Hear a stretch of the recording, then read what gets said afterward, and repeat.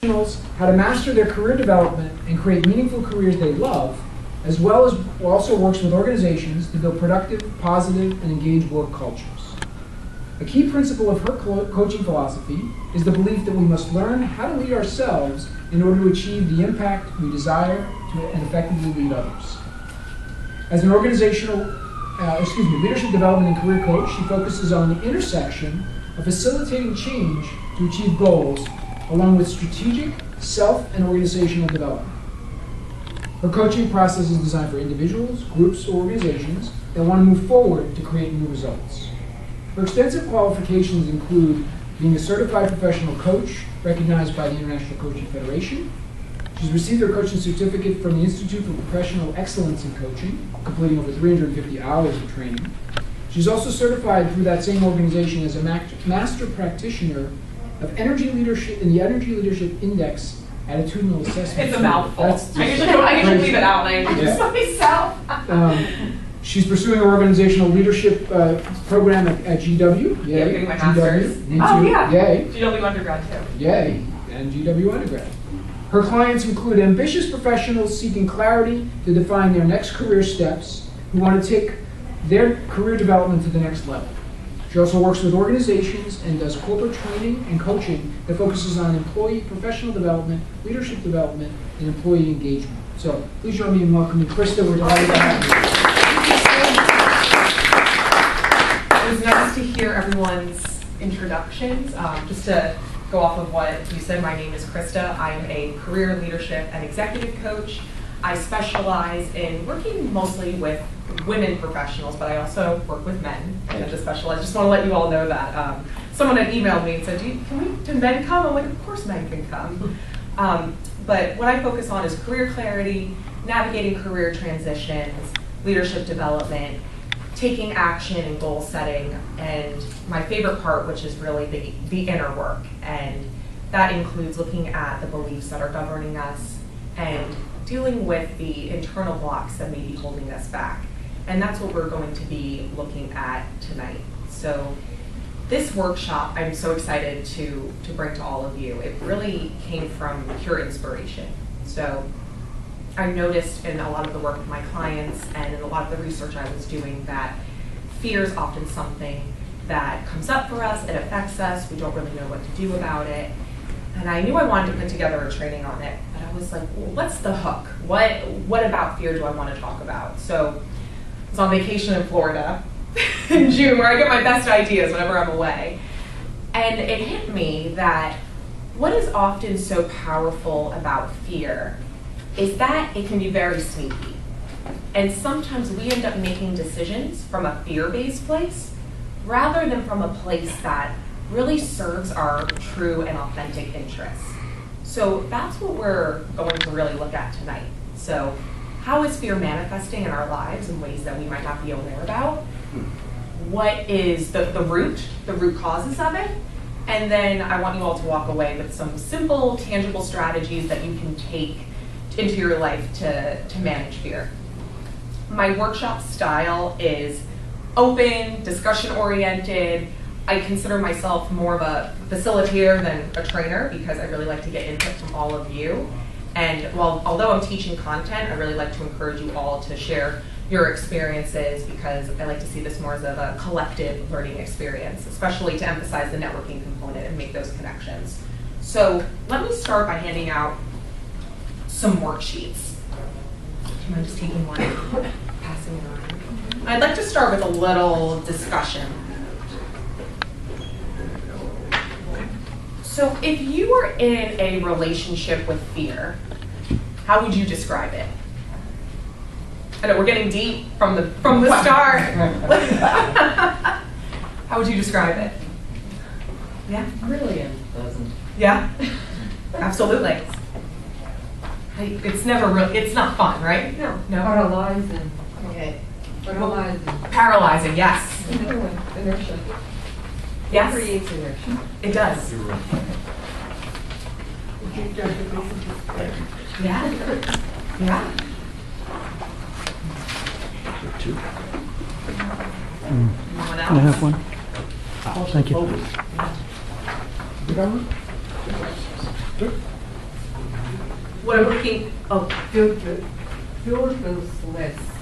You look at purpose. yeah, purposeless, purpose. I'm struggling to say that word. Yes, I know what you mean. And what I'm getting from all of you is that if fear, it shrinks us. Isolation. Isolation, yeah. What are some things that trigger fear? And not in the sense of, I'm not talking spiders and heights, but things that trigger fear in career life. Yeah. Conflict. Yeah. Yes, that's a good one. Insecurity. Yeah. Uncertainty. Uncertainty. I was going to say embarrassment. Yes. Failure, embarrassment, uncertainty. Let's say uncertain circumstances or changed circumstances. Change is a big one. Uncertainty, yes. Rejection. Rejection, yes. A lot of these, what I'm hearing here, it triggers that part of us that we're going to talk more about later, but what I like to call the inner critic, that little voice that we have that tells us we're not good enough. We'll talk more about that, give you a little preview, but that's kind of what I'm hearing in some of your responses, as well as uncertainty. I see that a lot in my work with my clients, and sometimes what I hear is, well, Christa, I want to make this decision, but I have to be 100% certain. And you have to dive into that, because are we ever completely certain?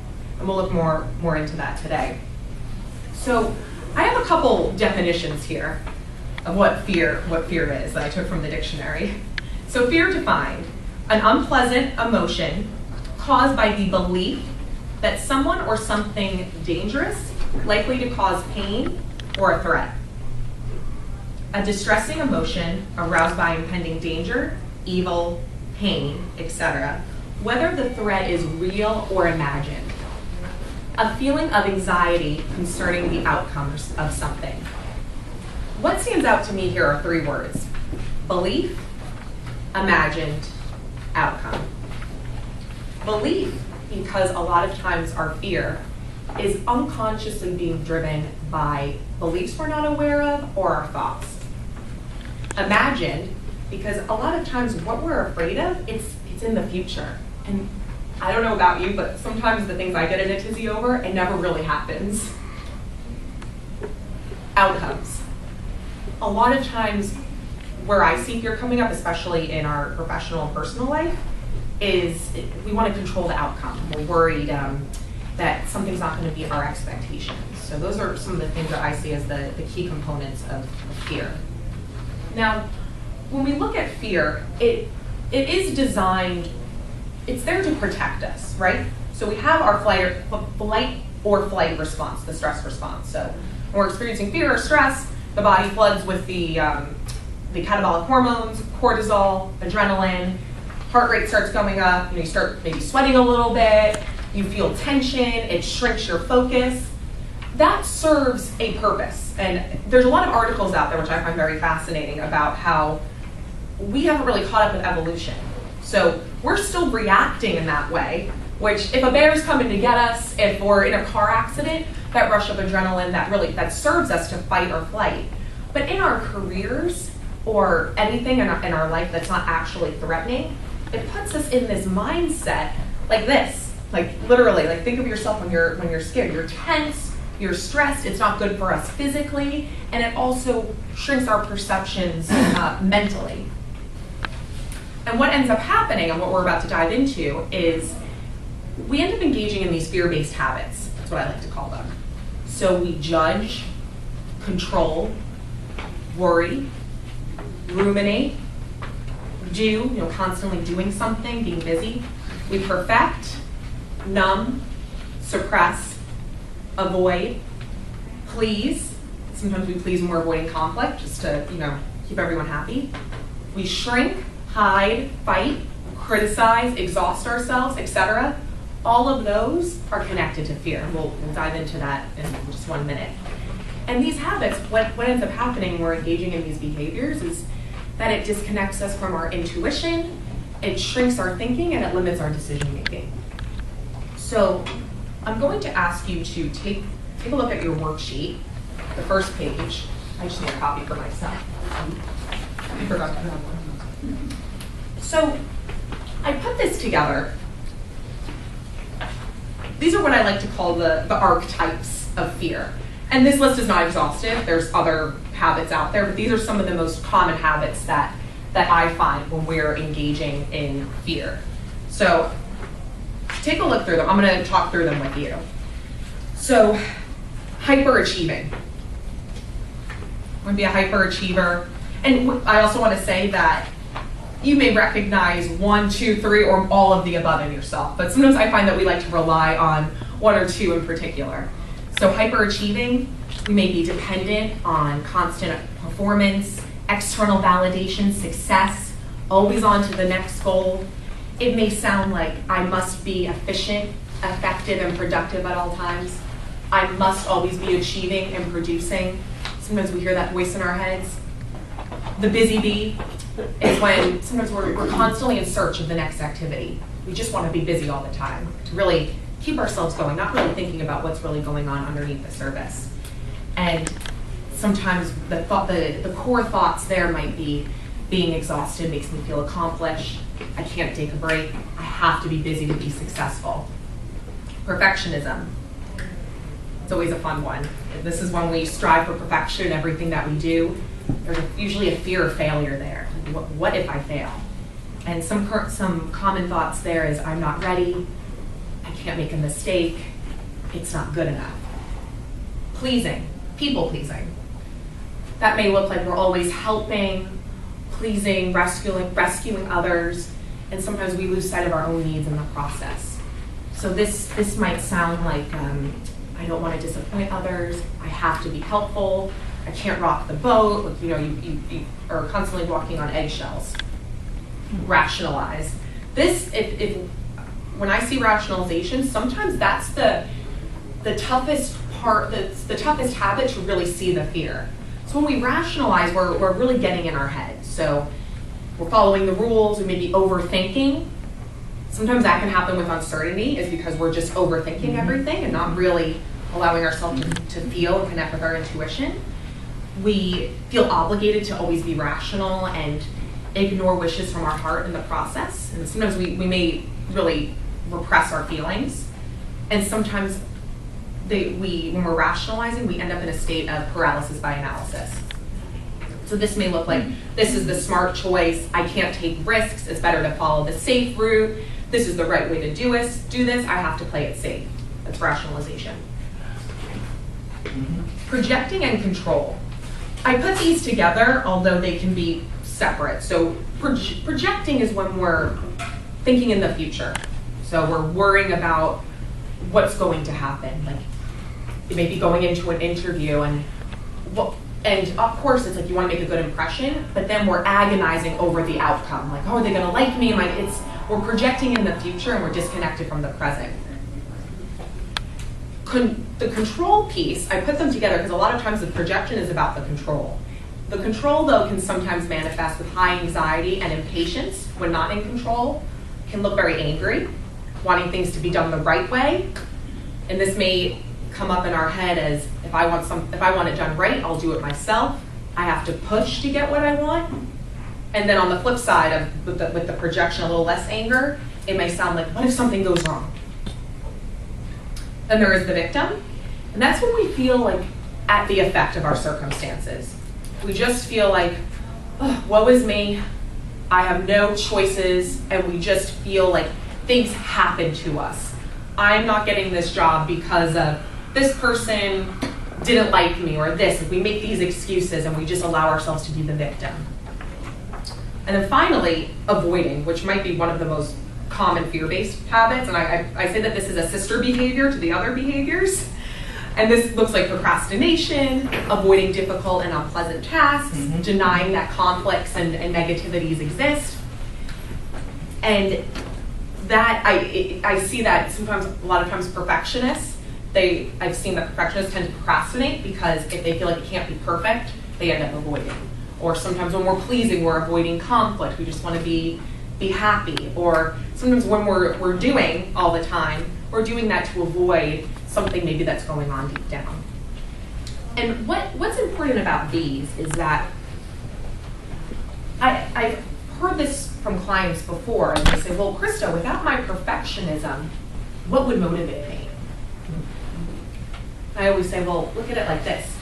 Yes, the perfectionism is pushing you, or whatever these are, it's pushing you, but it comes with the stress and the tension, the unhappiness.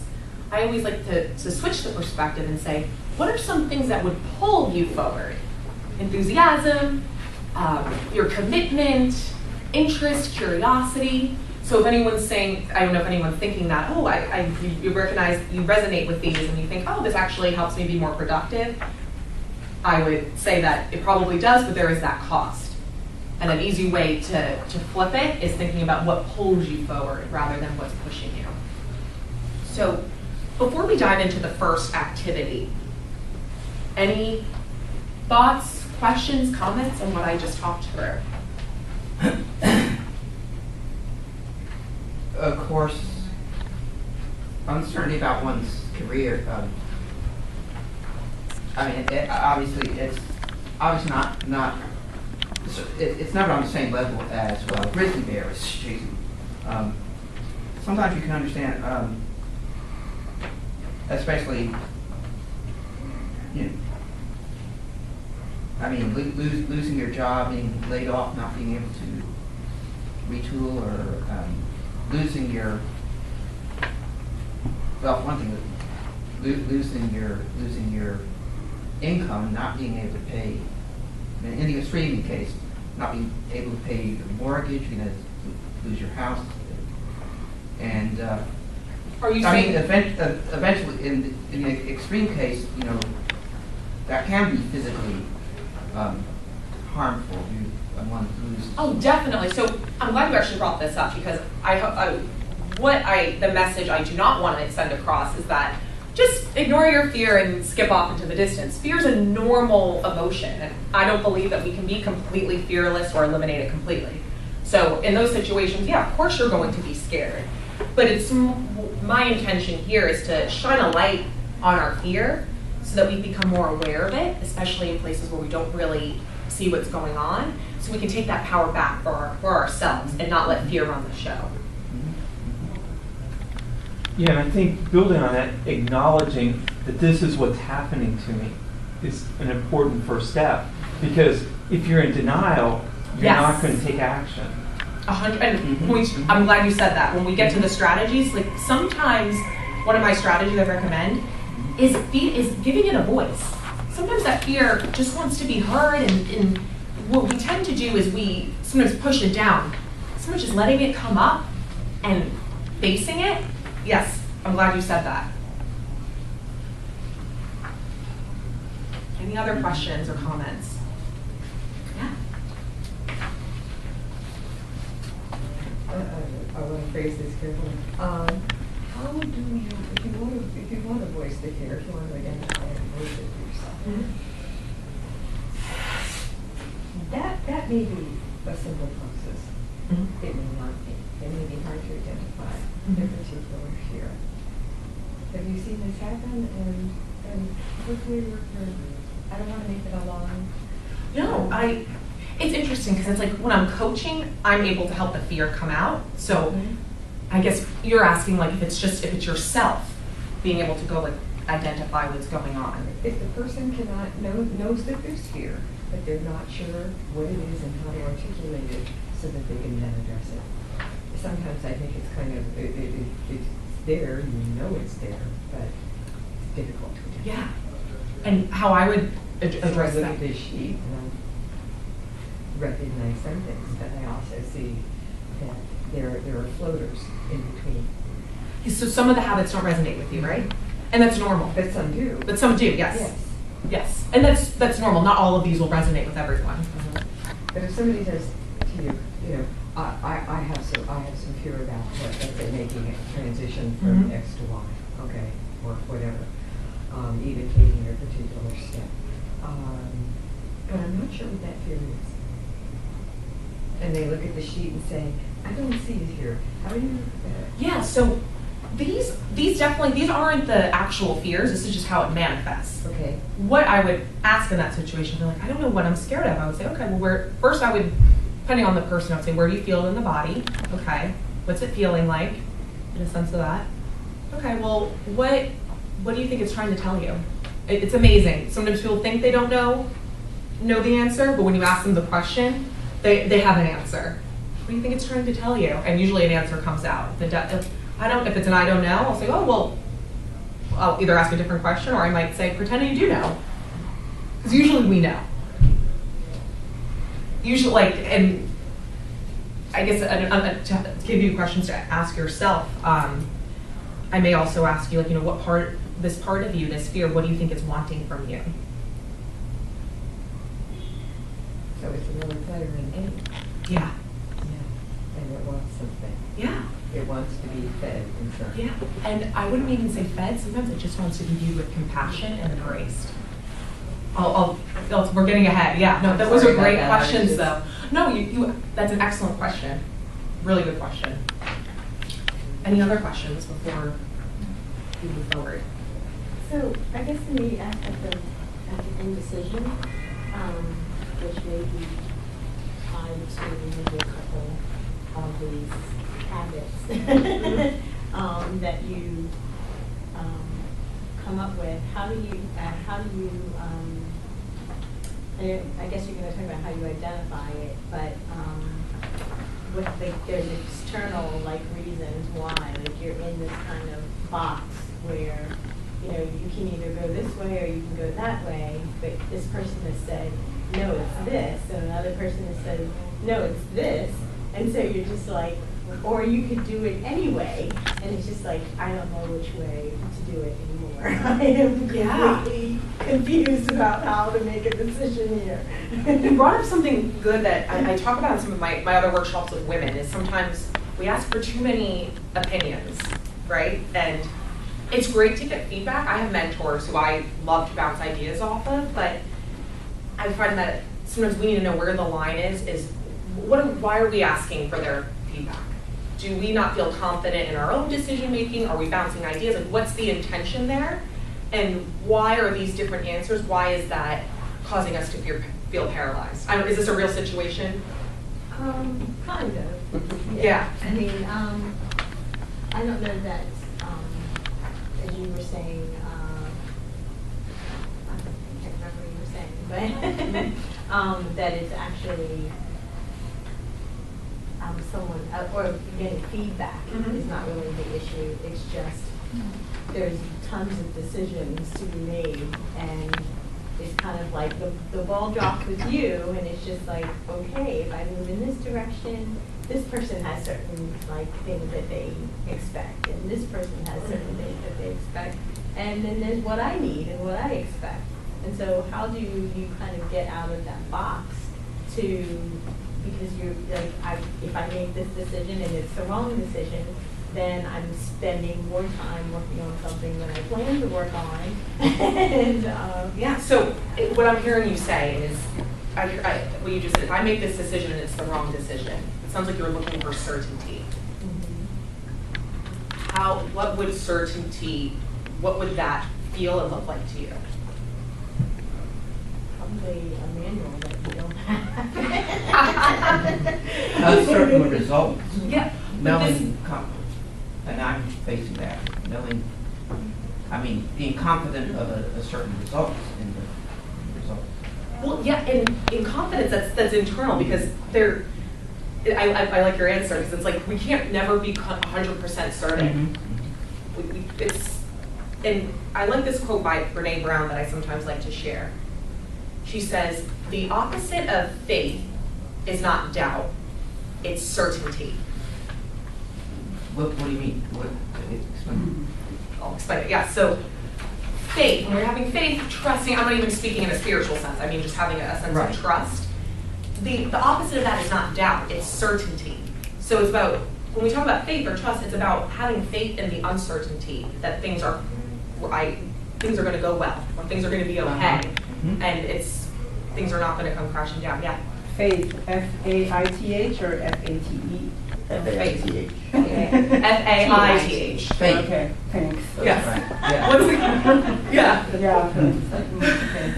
Yeah. She's from New York. She's hearing fake. It's fake. What are you doing? That's fake. That's it. Oh, no, I'm not talking about fate. Oh my goodness. Fate. No. Could you imagine? That's what I'm saying. So I was like, okay. Oh, I It's a New York thing. She's an outlier. It's okay. No, because I'm a New Yorker. That's why I thought you were saying it was my accent. No, that is us. I'm That's what we heard. Go Long Island. Yeah. Well, that, yeah. Yeah. But just to go back to your question, it seems like thinking about why you need to feel that sense of certainty and what's really going on there. Starting there. We can talk more after. Thank you for asking that. Yeah. I just want to, I just want to ask you, if you make a mistake, is it irreversible or can you make corrections? I mean, I think sometimes we get paralyzed because we don't realize that, hey, it may not be optimal, but it's not permanent. You know, I can make a change. I can improve if I make a mistake. I can pivot. I'm glad you said that. You're absolutely right. Right. I just think sometimes decisions they're not life and death, but they certainly can transform someone's living situation. So you. Is that your belief, or I mean, are you imagining this? That's a reality. What's the worst thing that could occur when you're faced with something, whatever your decision, your issue is? What's the worst thing that could occur? And then ask yourself, what would I do if this happened? Right. Well, I've crossed that bridge where I do have to, either make that phone call and someone is either very upset or very irate, or and you just have to explain that it's not ideal, but we'll work to find a solution, and you do your best to reconcile it. I guess, but it's not pleasant, and you don't like going through that more than once. How will you feel if you overcome an unpleasant situation? Still guilt, because you have that idea that certainly you want to do better next time, but that sometimes the circumstances that you're working in may not allow you to do better next time either. So it's always a challenge. But I don't want to take up everyone's time. Thank you, though. Thank you for asking those great questions. So let's move into the first activity for the night. So we have a reflection activity, and then later we have a partner, more action-oriented activity that we'll do in groups. So you flip the page to the second page, and you'll see reflection. So take about, I'm going to put 6 minutes on my clock here. Take 6 minutes to go through these questions, see what comes up for you, and then we'll have a quick discussion before we move on.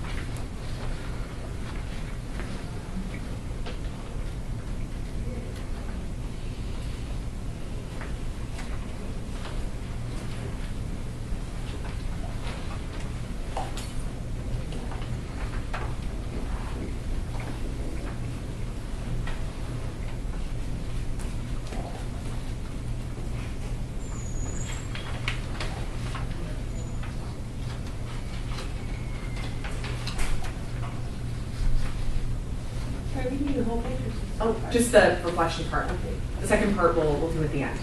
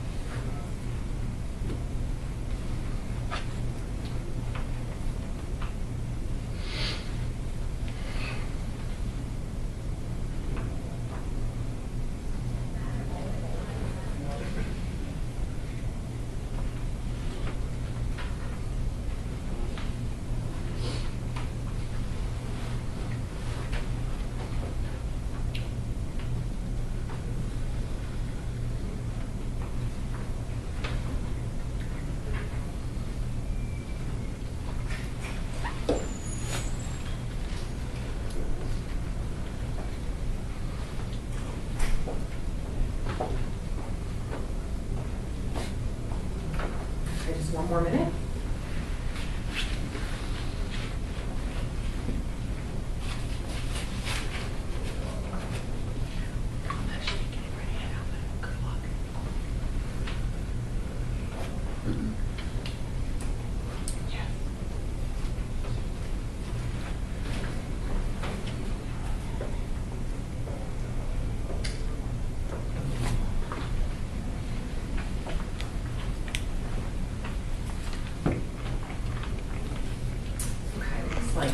We're good to go. Any observations, thoughts, takeaways from doing this reflection? Yeah. My fears are forcing me into making safer choices that are limiting my success. Really well said. Safer choices that are limiting your success. I'm letting that sink in because that's a lot of times that's what fear forces us to do. What? Oh. This is an uncomfortable process. These questions? This is an uncomfortable process. Yeah, tell me more. We spend so much time, I mean, we live in a Facebook world. We want to project, pick your adjective, strength, beauty, happiness, love, fortune, fame. We're awesome. We're rock stars. We're great at what we do. Oh my God, we're the next best thing. And really on the inside, we're these little teeny tiny people that are just afraid to get out of bed in the morning. And this makes you look at that little teeny tiny person that's afraid to get out of bed in the morning. So I don't like you. Yeah. Thank you for sharing that. And I would say that we're that's a part of us, but it's not us. Right. But looking at yes. yeah, but no, I know what you meant. But looking at that, you're right. We do live in a. I'm not a scientist, so I don't know the studies here on that. But sometimes you look at our society and our culture and how many people are depressed and anxious, and how many and you look at the social media and how we always have to be projecting this perfect image.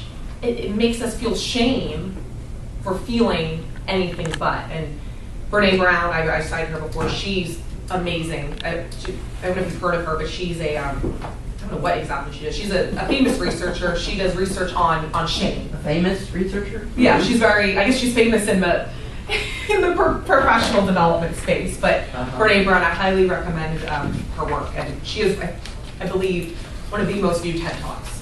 So about vulnerability. That's what she talks about what vulnerability could do for us. Yeah. That ties very closely to what I wrote as a attorney. Counselor. Yes. You know, how it shows up is as in an airbrushed world, where one spends some time on Facebook and other social media. And in talking to people who don't seem to be experiencing the same kind of fear, it shows up as self-doubt. And that leads to my big bugaboo, that's inertia again. I can detect it because I see a decrease in healthy sleep, eating, and sexual habits. So you see the physical I manifestation as well. I see the emotional and physical manifestations that flow from the inertia, that stems from the self-doubt. Because my life is not your rush. I'm not in the workplace now. I'm retired officially. Mm-hmm. Not that I don't consult sometimes, but I'm not able. People don't say, "Oh, here's Wendy, our White House lawyer." Who knew that would ever be a difficulty? I did well. I set my own terms. I decided how I wanted things to be, and I did it. And I had no idea that self-doubt would come sneaking in, that it would be followed by inertia, and that it would start to affect me emotionally and physically. And when I'm feeds on itself. It becomes a vicious circle, and it doesn't get better unless there is a mechanism for breaking it, and it's new to me. And I'm hearing that one of the causes of this is your identity was connected to the title of the profession. I had no idea how much my work makes me.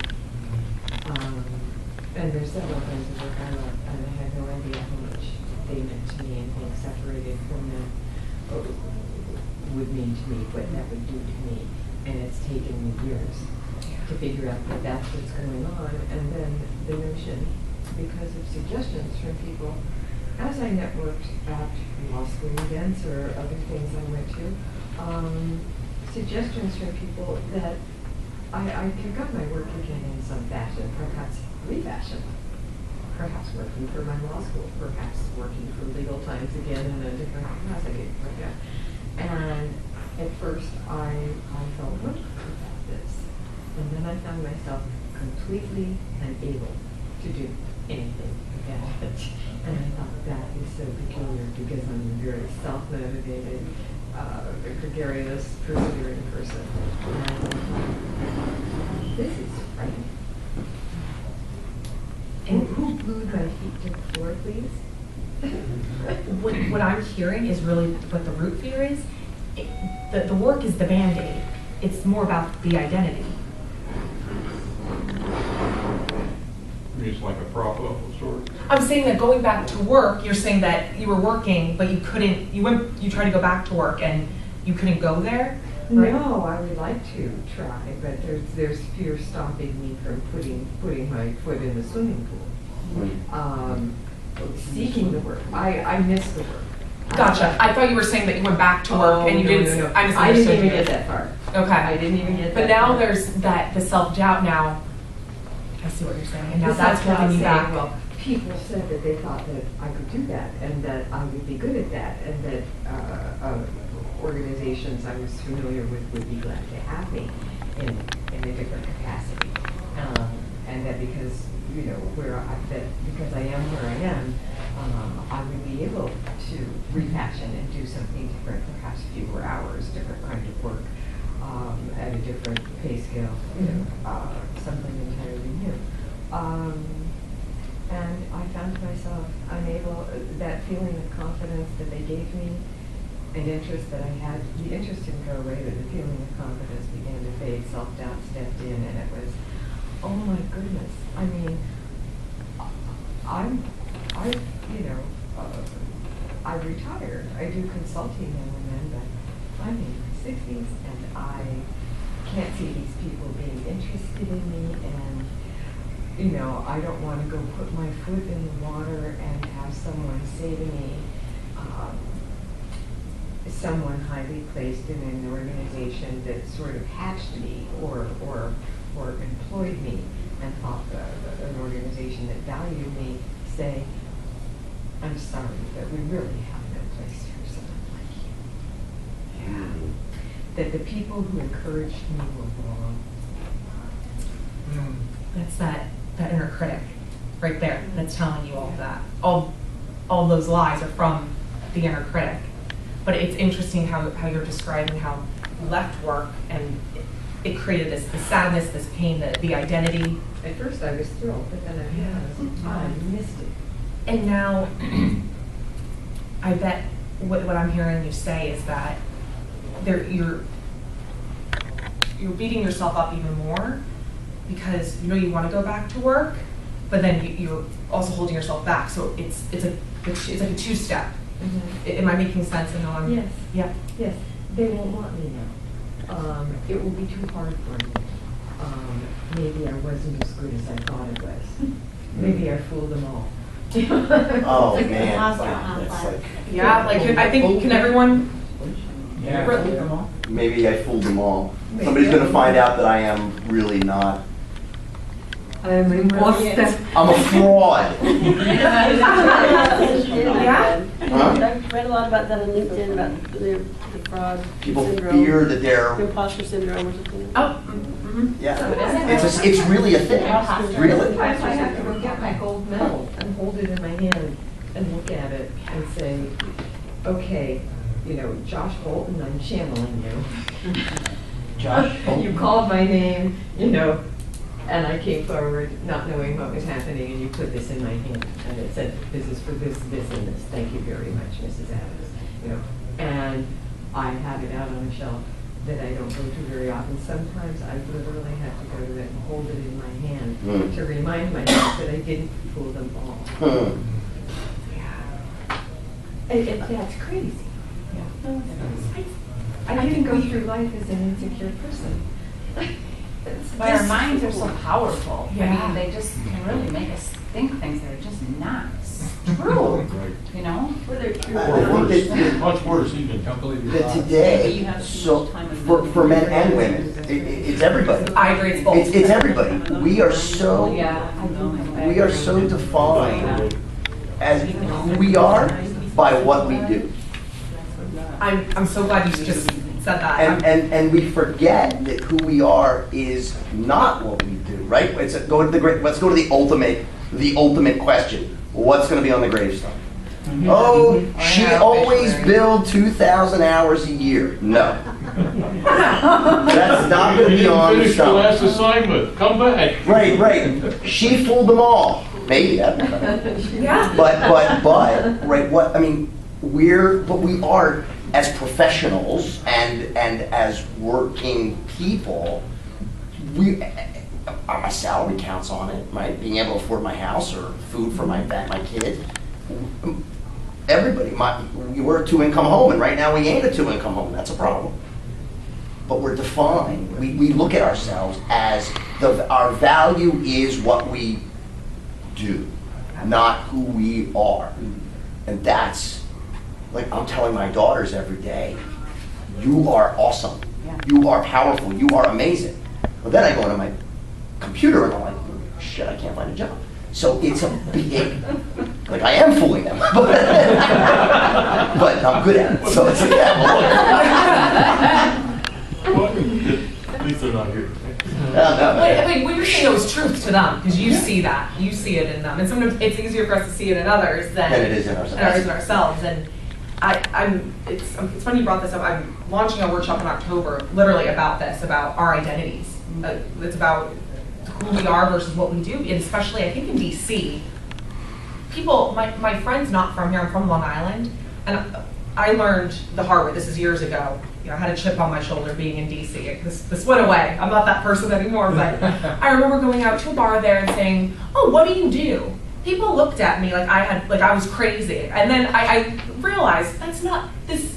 It's exaggerated here, I think, but I do believe in our society, it's not just what we do, but our identities also aren't our successes, our failures. We aren't our mistakes. We aren't any of those things, and a lot of times, what we end up doing is we take the stories and we wear them like this heavy backpack. Like, literally, it weighs on us, and we think it's who we are, but like you said, it's not. Who we are is so much more than what we do. and all these things. And I'm going to transition to the next part here because we're already talking about it, which is what is the root of our fears? And so, like we've already been discussing, a lot of times we feel the fear first, and then, as we've also discussed, the fear that influences our actions. But it's important to step back and see, okay, what are the thoughts that are creating the feelings leading to the actions, which you did so well, which was describing the thoughts. Take a step back further, what are the unconscious beliefs driving those thoughts? And a lot of times, it's not enough, not worthy, or I have to prove myself, or we're wanting acceptance, security, belonging. That's a lot of times what's really at the root of what's connected to those unconscious beliefs. There's a few ways that I see these root causes showing up. So there's the limiting fear-based beliefs. And these limiting beliefs, they can come from society, people around us. There may be a little bit of truth in them. Sometimes they show up as the I should do this, I can't do this, I need to do this, the rules. Let me give you these are some of my favorite career limiting beliefs that I've heard. So, you can't make money with a liberal arts degree, so I'm going to major in business. I need more experience before I can launch a business. I have to work all the time in order to be respected. I'm good at science, so I should become a doctor. I should take this job because another opportunity might not come along. I just started working at my job, and I know it's not a fit for me, but I need to stay at least 2 years before I can make a change. A lot of these I've heard from people, and some are inspired by myself as well. Also heard this one. I can't have a gap in my resume. No one's going to hire me. All this stuff, and yes, there might be some truth maybe.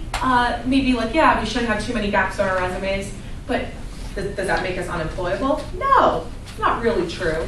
But we take these beliefs and they start running the show. Another way that fear shows up is unprocessed feelings. So suppressed pain, anger, anxiety, things from our past that we haven't yet processed. Then there's also conditioned fears, so also from our past experiences. And sometimes what happens is we experience something and we may assume it's always going to be the case. So if we're having, I'm going to continue with the career example. So if we're having trouble finding the right job, we may think, oh, why bother? It's always going to be this way. And what happens when we do that is we're shrinking our sense of opportunities, and we also don't account for the learning or the differences that have transpired since that event. So sometimes what we do is we carry the backpack of the stories from the past, and we treat ourselves like we still are that same person. And I had a client the other day who was struggling with a job search, and I said, well, what have you learned from the job experience, your job search, and how can you apply it moving forward? And she realized she was doing all of these great things that she was learning. I'm like, well, what else can you do, right? She just got a job this week, so I'm excited for her. But associating the past with the present, if we're not using the past to learn from it and reflect on it, but we're still living out those past patterns, it doesn't really serve us. But that's a common fear-based habit. Then it's the big one, which I've mentioned already, is the inner critic or inner judge. So that's that voice that tells us, maybe we're not good enough. It undermines our goals, our achievements. It tells us we shouldn't go for something because we're just going to fail. It tells us we're an imposter. All of those mean things. And everyone has one, so it's perfectly normal. We don't always we don't put it on social media, but we all have a critical inner voice. And many times this voice comes from an instance in our life where we experienced pain, vulnerability, rejection, maybe embarrassment. And it also can be influenced by the critical people in our life. So parents, maybe even teachers, society, that can influence that voice. A way to reframe how we look at the critic. is that many times it's trying to protect us. Which seems, how is it trying to protect me by being mean to me? But because many times it comes from these past experiences where we experience pain and vulnerability, it's telling us that we're not good enough, so we don't take that step outside of our comfort zone. We're hearing in our head, oh, you're a failure, you can't make mistakes. We're gonna, like we talked about, we're paralyzed by action. We take the safe choices instead, because whenever we start tiptoeing out of that comfort zone, that voice comes up. And I like to say that when I know the critic's going, what that means I'm playing big, like I'm taking a comfort, like it always comes up for me. It's always triggered when I'm taking a risk or putting myself out there in some way. So it's completely normal in that sense. And we're going to talk about what to do about it in a moment. But any questions? Did what I say resonate with everyone? Mm-hmm. Okay, cool.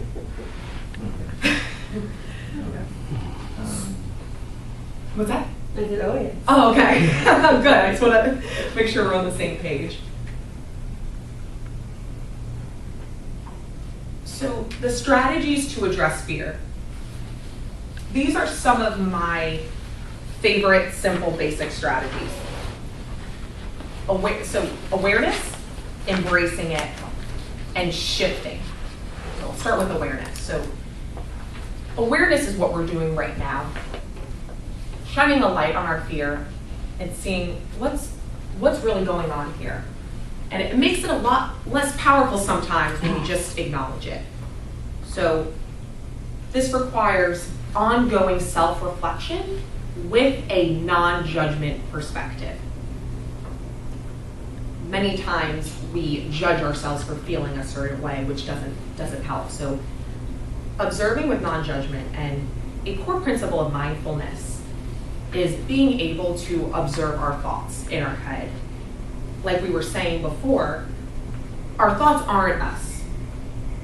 We have thoughts, but being able to observe them and see them as separate from us takes our power back and also gets us more in tune in what's really going on up here that's leading to my fear. If you want to work on self-awareness, I recommend a few things. So yes, meditation, but for everyone, it's not always sitting down and actually meditating. I love meditation, but I know that's not for everyone.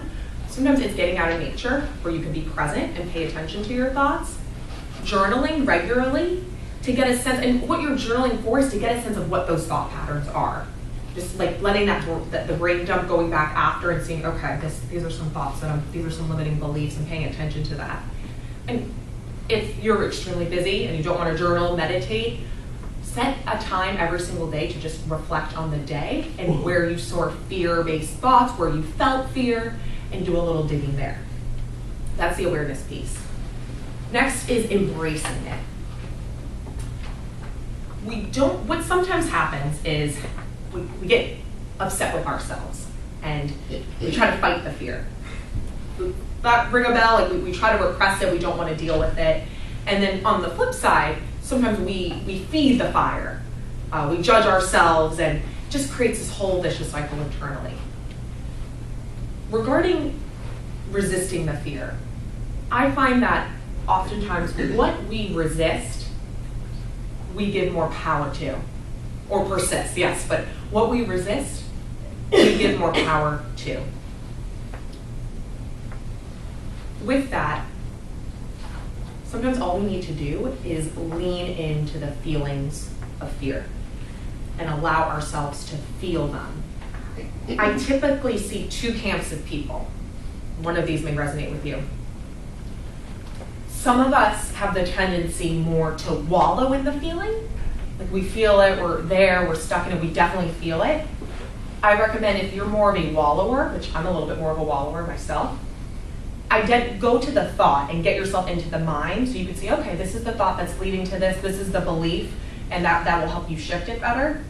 The other camp is those that get very much in their head. They don't want to feel it, so they're just they're going around.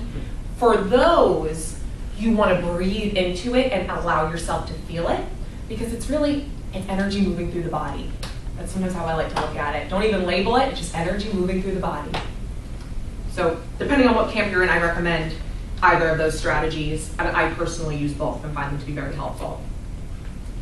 Another way to flip the switch is view fear as trying to protect you and see it with compassion.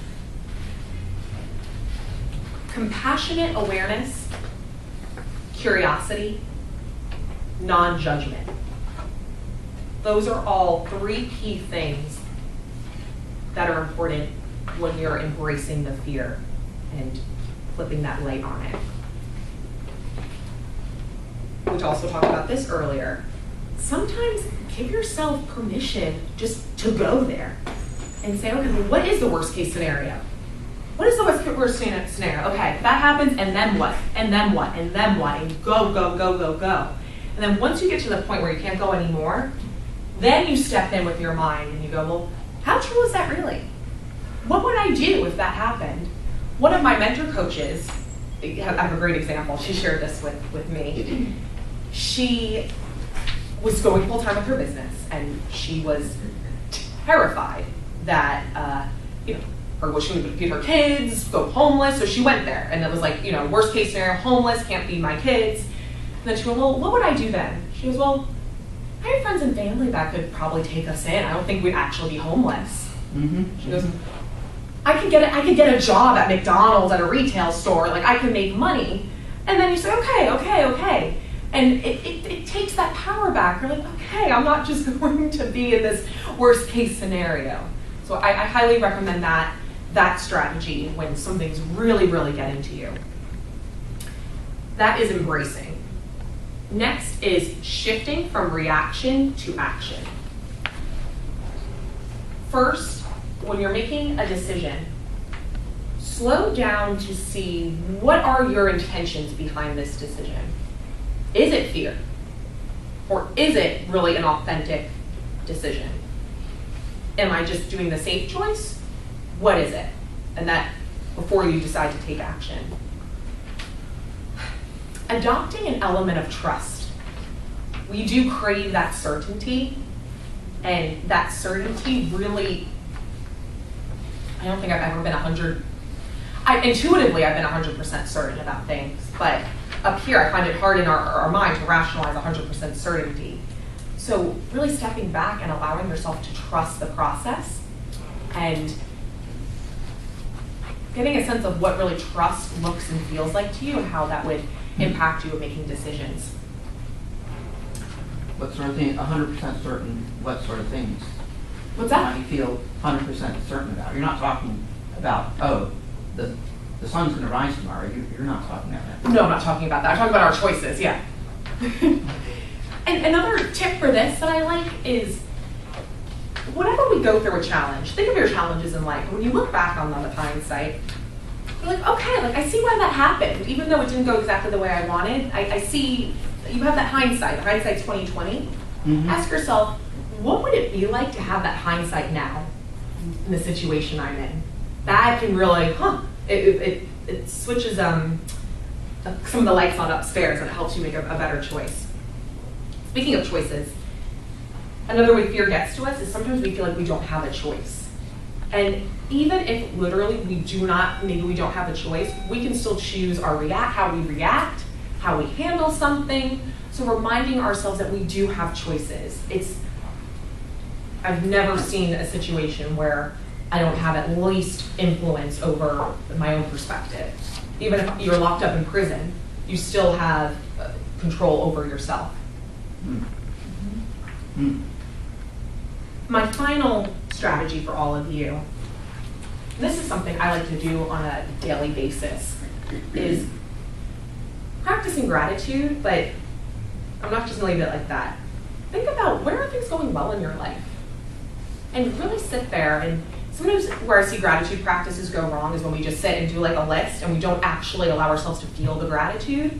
So it doesn't have to be 5 things, it can be one thing, but what's going well in your life?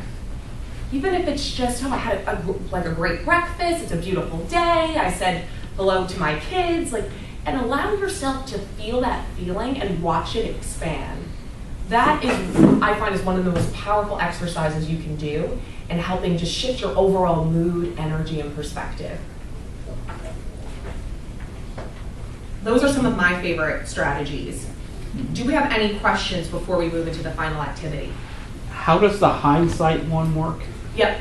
So this is more of a little mental exercise. So hindsight, like I say, hindsight's 20/20. And when we look back on experiences, we can see clearly what the lesson was for us to learn or what the outcome was. Asking yourself, what would it look and feel like to have hindsight right now? Which obviously you're not literally going to be able to predict the future, but just kind of shifting your energy in that way. Okay, so you do yoga, right? That's what you said. You like to do yoga or meditation? I meditate. Meditation. Oh God. Okay, yoga. meditation. I don't know. Okay, I equate. The stretching doesn't do good for me. I equated the two in my brain. Yeah. Meditation and yoga. And so, like, sometimes when you do yoga, like some days you get up and you feel really loose and limber, and some days you're super tight. Yep. So I feel the same way when I'm dealing with my fears, which you now make me look at.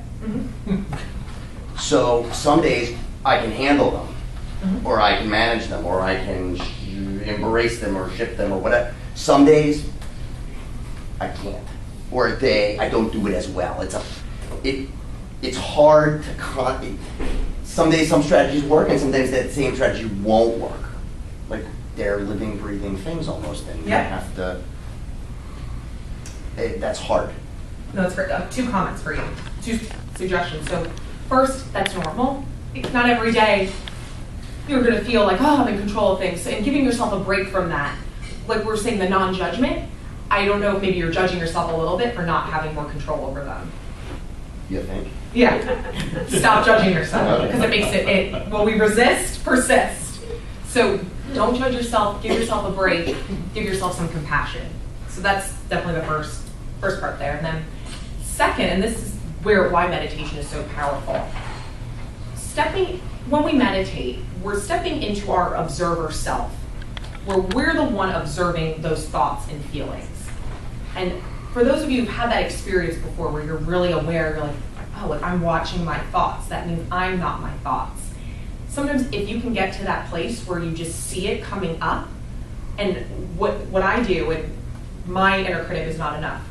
So sometimes I feel it, and I'm used to it because I know, I'm like, okay, what's going on? Okay. Oh, that's not enough. Hi, not enough. Just let it float away, because it's not true. Like, I know not enough's not true. My inner critic thinks it's true. Okay. And just kind of let it float. Does that resonate with you? Sure. Yeah, really the separation can help. And I find that it's the most powerful when we're merging with it, and we feel it so intensely. We're like, oh, this is us. It's not going to change. So sometimes just allowing for the separation, but then also giving yourself a break.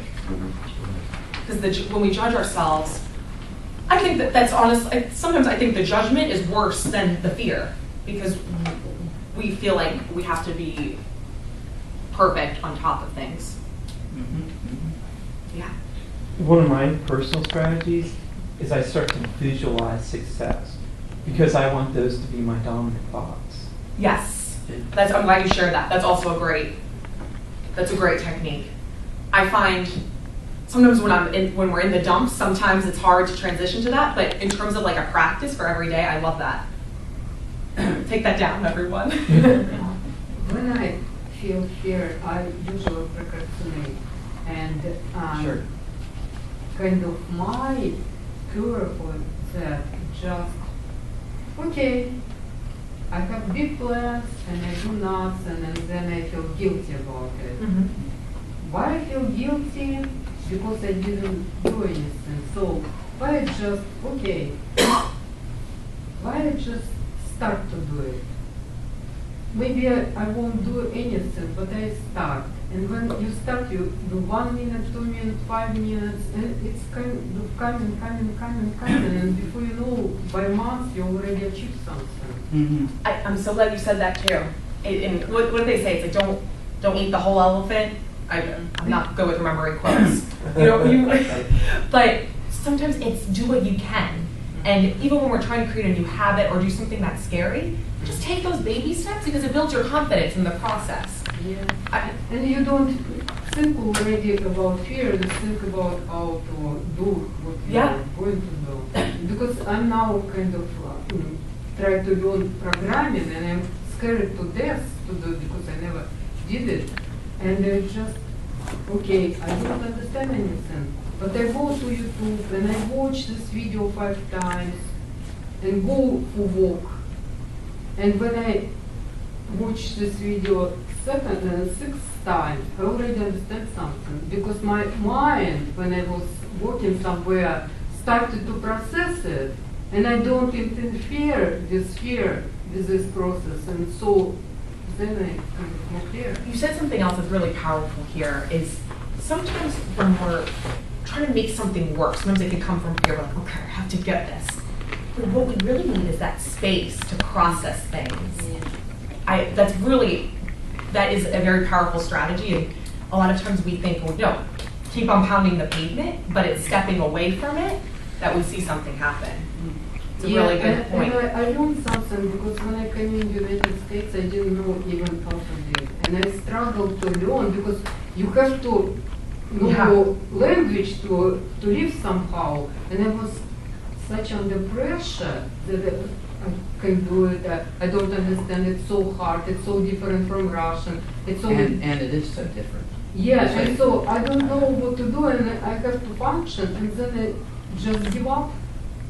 And my brain, I just knew that I have to, but I just relaxed about it. And my brain started to process it freely, and it kind of in a few months I already can understand.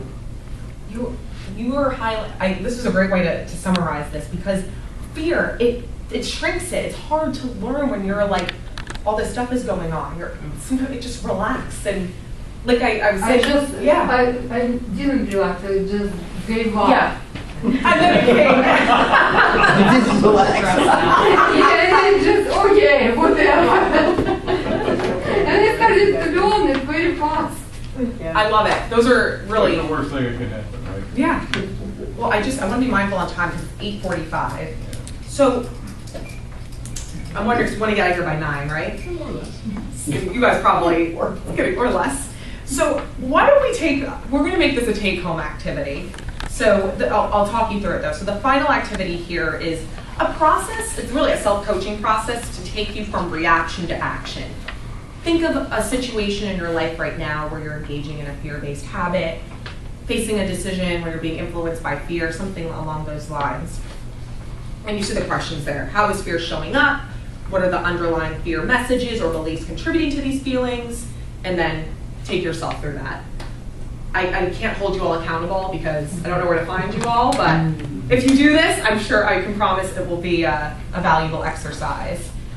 So I'll wrap up now. He's like, okay. So I do want to leave you all with one quote. So this came up in a client session today, and we were talking about fear and control.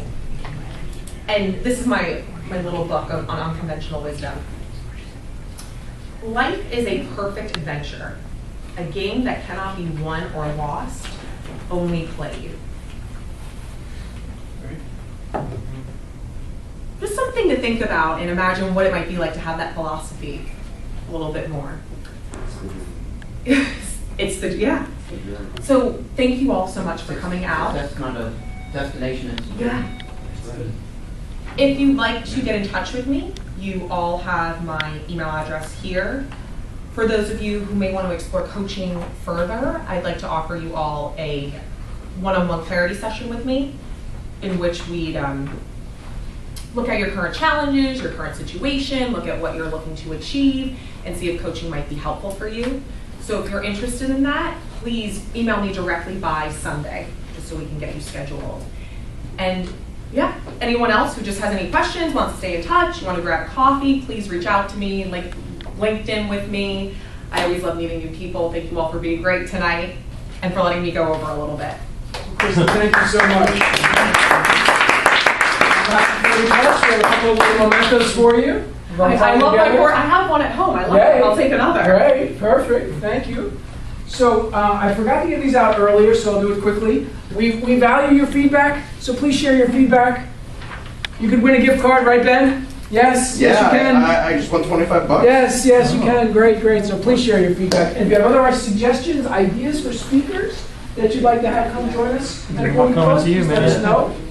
Some of you are familiar with our schedule, which is that we are here each Monday usually at 10 o'clock, but once a month we pivot, and we're at 5 o'clock. So our next 5 o'clock program on Monday will be Monday, October 1st at 5 o'clock, but otherwise we're here at 10 o'clock. So next Monday, for example, 10 o'clock, we're going to be talking about servant leadership.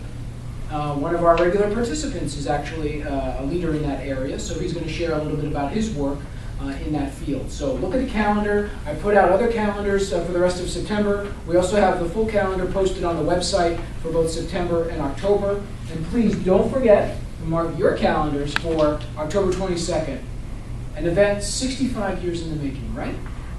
So we're going to celebrate our 65th anniversary. So thank you all for coming. We still have some snacks and drinks. Please help yourself. Continue networking.